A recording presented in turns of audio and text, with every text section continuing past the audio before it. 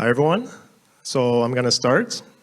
So what I'll be presenting is this white paper we released with Circle Research 2 weeks ago.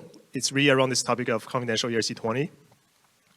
And special thanks to my team members, Darren and Deep, who worked on this, and also folks at Circle. So Kelly, who is an engineering lead at Circle Research, and then Jacob, who works on the special counsel product at Circle. So, today we have a dilemma. So today, blockchains are known for its transparency, but on the other hand, you need privacy. So you need transparency because you need to have the ability to verify compute and make sure that there's no double spending. But on the other hand, because everything is transparent, it doesn't quite make sense for things like payments or payroll or have your bank account fully on chain, right? And so a lot of people think privacy is about anonymity, but there's actually quite a bit of a spectrum. So privacy is really confidentiality and anonymity. So what are the differences? What you have with anonymity is essentially the ability to hide the sender recipient. So for example, if you use something like Tornado Cash, you are essentially able to break the linkage between the sender and the recipient. But this is still quite useful, right? Beside all the controversial mixture topics, what if you want to visit a doctor? You actually want to hide the fact that you have visited a doctor. Or what if you want to do a political donation? It's actually useful to actually break the linkage that you have donated to a specific party, right? So anonymity does have its place in terms of use cases. But on the other hand, confidentiality, what we're really hiding just here is just the amount, certain specific metadata. So here, if Alice sends money to Bob, you're just hiding the specific amount being transferred. And this is also useful for things like payroll, right? Where the parties are actually known. Typically, the employees are already known. Or things like supply chain. So if Coca-Cola pays, to their suppliers, these parties are also typically known. So it's okay to just hide the amount. So, what about this concept of a complying privacy, right? It has been something that, is very much necessary today. We've seen what happened with Tornado Cash. We've seen also, on one hand, privacy is very useful, but, what bad actors can use privacy for, right? Mixers, doing money laundering. On the other hand, you also, government entities, also regulators do want to have tools to prevent these type of use cases, right? So the demand for compliant privacy has never been, as high as today, right? It's actually very, very necessary. And so there has been existing privacy solutions, especially around what we call commitment-based solutions. So you have things like Tornado Cash, where, like I said earlier, it's essentially a mixer. You can break the linkage. You have things like Zcash, which does privacy, however, it doesn't support smart contract capability. And then there are other solutions that are more recent, this concept of privacy pools, which the whole point is essentially, what if I keep anonymity, but I prove that I'm not part of a set of addresses that are on the OFAC list, or I prove I'm part of a set that is actually whitelisted, right, of good actors. And then you have also another solution called CAPE, which is a U2XO based model that also enables privacy here. But when we talk about the differences between a commitment versus encryption-based system, there are quite a bit of differentiations here. So when I talk about commitment, what I mean is pretty much all the ZK approaches, right? Tornado Cash, Zcash, Zther, CAPE. And then encryption, you can think of MPC, FHE, TEE, global circuits. And I'll say this category has been a little bit more novel more recently. So far, all the existing, I'll say, solutions are a little bit more mainstream or more commitment-based. So let's go over, some differentiations, right? So on the compute overhead, when you have a ZK-based system, everything happens on the client side. So every single user generates a ZK proof for a state transition. So it happens on the client side. In an encryption-based system, the blockchain itself does the state transition on behalf of all the users. So that's one differentiation. The second part is you can argue that the commitment-based system is more private because what happens is every single user has their own secret key. So the secret actually never leaves the client side. So everyone encrypts and decrypts locally. On the encryption side, what you have to do is you have a third-party authority where everyone delegates their encrypts their ciphertext under. So there is a third party that, because it's MPC-based, you could argue could be less private. But in practice, it's also quite secure because it's threshold-based. And then this is where it does matter quite a lot. It's around the idea of decryption rules, right? So if everyone has their own secret key, if Bob sends money to Alice, when you generate a ZK proof, you have to specify Alice's viewing key so that only Alice can view, right? This is very rigid. If you think about this, what if you need to do taxes, right? What if you need a third party to view your hidden balances? It becomes almost impossible unless you give them your viewing key. But this also means that whoever has a viewing key can keep on decrypting forever, right? Which quite doesn't make sense neither. And what if you need a third-party auditor, let's say a chain analysis, or government entities that want to audit transactions? There's just no way for you to delegate the keys to them. On the encryption side, it's very different. It's flexible because there is, here again, a single key system that everybody encrypts under. The decryption rules are just specified on chain. So if I want to change the rules, right, what if I want to just whitelist my CPA? Then I can just cast a transaction and do this on chain.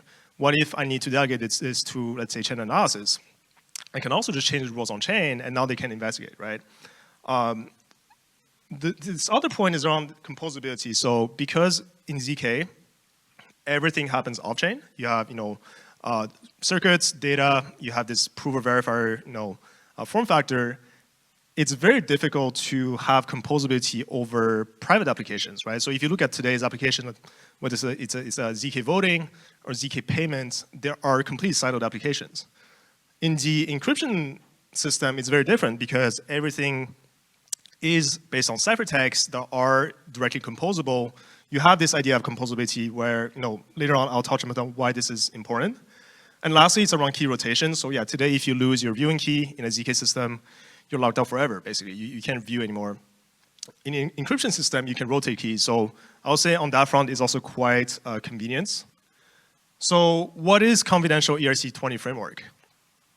So you can think of this as the confidential counterparty of a regular ERC20. So you preserve the existing features, such as transfers, you can mint, you can do allowances. So this can happen in two ways. One is you could just wrap existing ERC20s. So users can, let's say, deposit deposit a amount of stablecoins or protocol tokens or any ERC20. You can convert them into a confidential ERC20 through a wrapper. Another way would be just to mint them directly, natively, with a on-ramp service provider. You could also extend this to add additional compliance rules. So from a high level, what you have here is encrypted balances, where the amount of tokens that you hold is encrypted. You can do encrypted transfers, where the amount that you send out is also encrypted. And then you can program optional delegated viewing. Like I said earlier, you can delegate to, let's say, your CPA. Or you can also program transfer rules for specific hidden information, based on specific hidden information. So I'll go over this in a bit.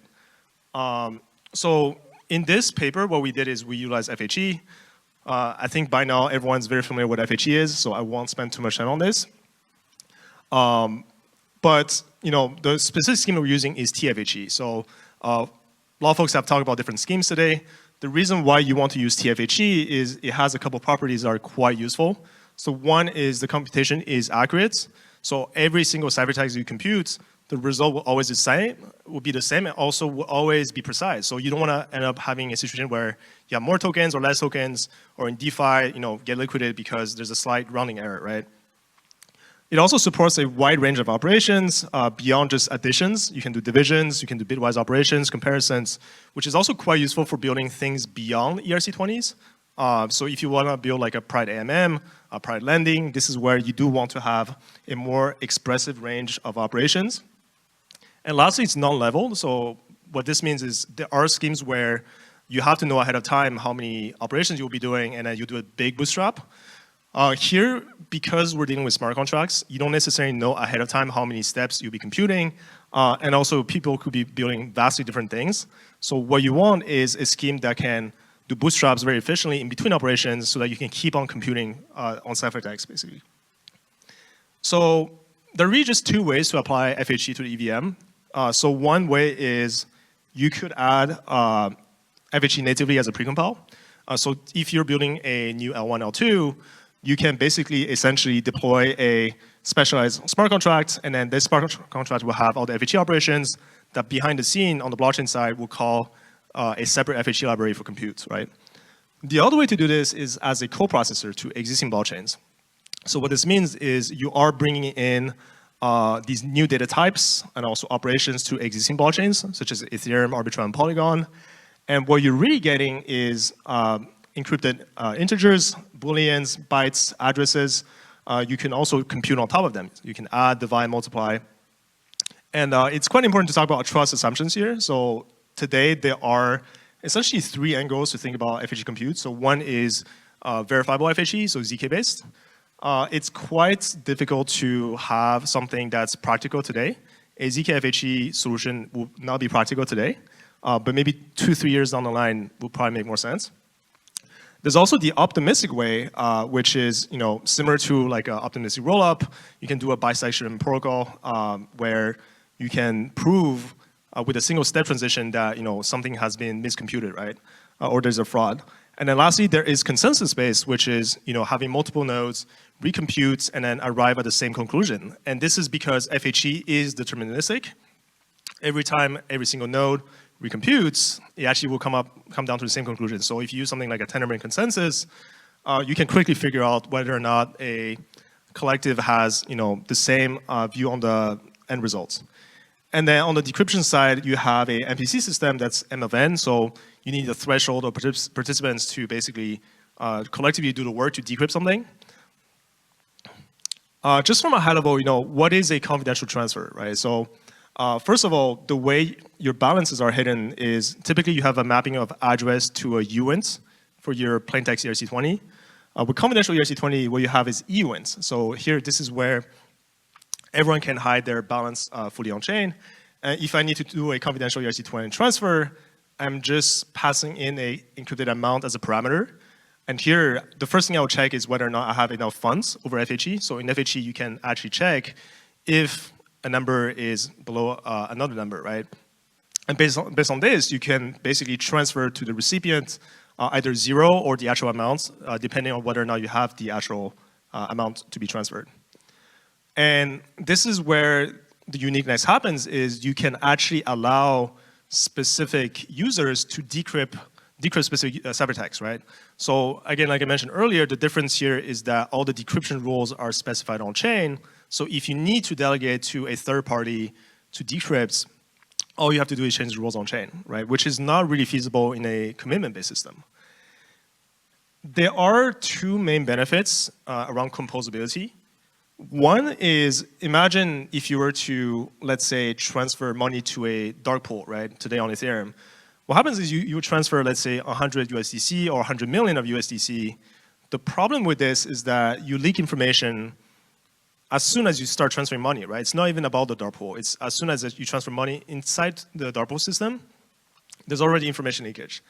But with the confidential ERC20, what you have is a fully end-to-end confidentiality. So if I transfer a confidential amount to a private dApp, you can't really tell from the outside how much was transferred in, right? The second thing is around extensibility. So with a confidential ERC20, you can actually reuse, let's say, the private amount to cast a private vote. You can also do a private payment or a private lending. So there is full composability over private states, which means that whatever people build on top of confidential ERC20 basically can compose, right? And they can keep on building on top of each other's applications, which is, again, a very different property than your typical ZK-based application. And so, now if you think about, why is programmable decryption such a valuable and novelty here, we can think about a couple scenarios, right? What if at the user level, you want to manage your personal transactions? So I want to delegate the viewing to my accountant. What if, among my family, I want to be able to audit what my kids are buying, right? What if you're not an issuer, you want to calculate, let's say, the velocity of, stablecoin transfers over a confidential USDC? Then you can also monitor different flows. What if you're a government agency, you need to investigate, right? Let's say there are bad actors using confidential ERC20. You can also delegate specific viewing rules to, let's say, a government entity. What if you want to delegate to, let's say, someone like chain analysis? So one practical example is one thing that that has happened in the past is something called dusting attack. So imagine I'm a North Korean hacker. I can just send a tiny amount to a bunch of people, right? And now their addresses are polluted, right? So if I need to basically, let's say, move money to an exchange, I can also delegate a viewing key to the exchange so that they can sort of like see in the past that what I've gotten is like a tiny amount. I've been a victim from a dusting attack. So there are just many, many examples of why decryption needs to be a lot more programmable in order to facilitate essentially either compliance or risk management in general. The interesting part here is, transfer rules could be over plain text and encrypted data. So plain text, an example is very simple. If you're part of a block list, the transaction fails, right? But what if you have this idea of a encrypted on-chain identity primitive where you can store people's age, set up transfer limits, their credit scores, and that information could also be encrypted, but you can still basically verify specific rules over FHE.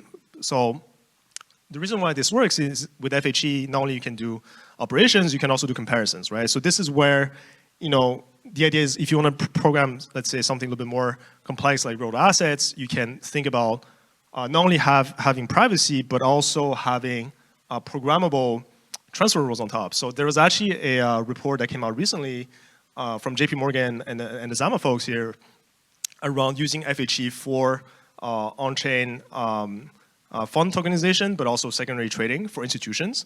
And a big part of it is also the idea of combining on-chain identity and programming rules, right, fully on-chain.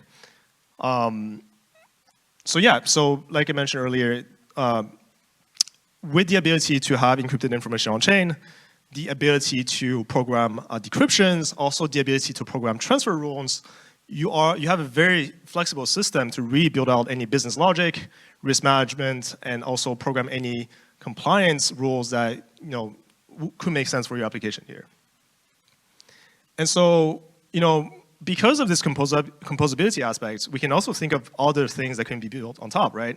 If you think about how the current EVM works today with ERC20s, you have like a regular ERC20 that people can build, let's say like a AMM, like Uniswap, or like a Compound, right? These are all essentially composable applications. You could also think of ways that you can use confidential ERC20 to build more things, right? You can do cross-border payments, token investing, B2B payroll, remittance. You can also build DeFi, right? AMMs, dark pools, blind auctions, and private lending. So in conclusion, the paper that we did really was, understanding more about what's new, what's novel, and what's not possible within this privacy industry. And the biggest thing is, the framework that we're offering here, we do believe that, is something flexible enough for folks to start thinking about, programming business, risk management, and compliance, differently than what was possible before. And then on the other side is also thinking about what else can you build on top of this basic primitive that wasn't feasible before. And so we do have a research paper here. You could check out this link. And also I'll be around, so if you have any questions, I'm happy to chat more about this. Thank you. Do we have any questions now?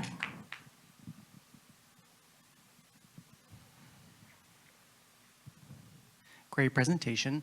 I was curious if you take the example of a simple transfer on ETH-L1, what's the relative cost of doing that with a ERC20 at, say, 30 to 40 Gwei? Yeah, that's a good question. So maybe there are two parts of that. So one thing to realize is when you do FHE as a co-processor, you're not running the FHE operations inside the EVM. So the Ethereum nodes will not be computing FHE because that will be very, very expensive, right? So the model to think about this is almost like a chain link where you can have off-chain compute. So this is where the cost is actually offloaded to a off-chain hardware, right? Here, I would say today is pretty flexible. Today with the GPU, we can roughly do around 19 TPS already. So for usually TPS are measured with ERC20 transfers, which in plain text is just addition and subtraction, right? In confidential ERC20, it's actually addition, subtraction, a comparison, right? Whether or not you have enough balance and a CMUX, which it's like essentially a ternary for validating logic. And so with a single GPU, yeah, like we can roughly do 19 to 20 TPS today. And another thing to note is, if the states don't actually conflict, you can actually throw more hardware and then load balance, right? So we can, with 5 GPUs, we can do 100 TPS, right? So yeah, back to your cost question. I think GPUs are getting a lot cheaper now. I think they're $1.50 per hour now. So I think roughly maybe 10, 20K. Yeah.